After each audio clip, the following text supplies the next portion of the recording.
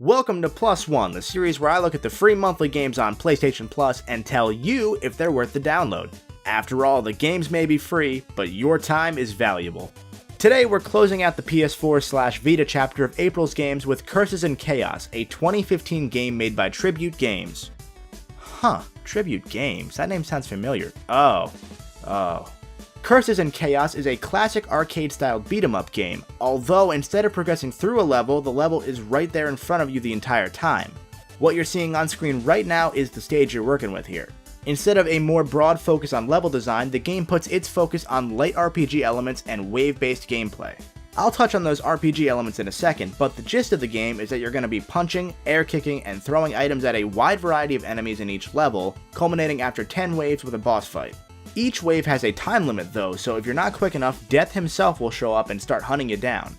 The game can be played with 1 or 2 players, and for the first time on PLUSone, one of these small couch co-op games actually has online play. Thank you!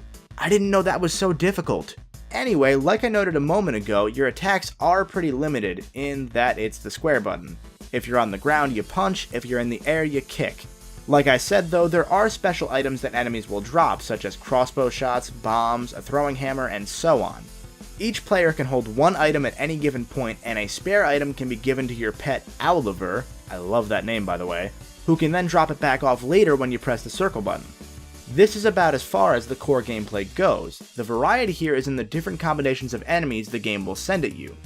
Also, you can gyrate your hips to earn extra points towards your high score, so there's that. New Day Rocks! New Day Rocks! Now, onto those RPG elements. In between levels in the menus, you can spend the gold you've earned in the shop to buy any items you've seen thus far. You can also combine items together for potentially powerful effects, although both times I tried, I just made poop. I wanted a meat potion, okay? There's also this screen, whatever it means, and there's an item screen that sort of hints at what items can be combined to make better ones. That is it. The game has very little depth beyond the simple question of, how much do you like punching things? I will say the art style is nice in the levels, although it's a bit abrasive during the opening cutscene. This clearly intentional attempt at blocky sprite work comes off more as unintentionally poor in these little scenes. I mean, I'm sure it looks great on the Vita, but on PS4, nah. The soundtrack is nice though. As far as size goes, this game is 200 megabytes. You could take a crap that would have a higher download size than this, so don't worry at all about space.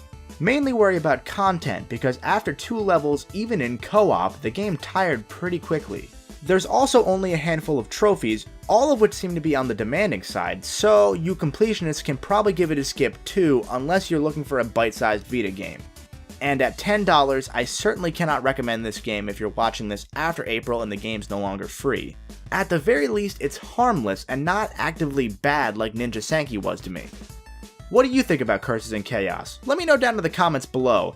As always, thanks for watching. If you liked the video, be sure to hit the like button and share it with your friends. And if you want to find out if more of this month's free games are worth a spot on your system, be sure to subscribe.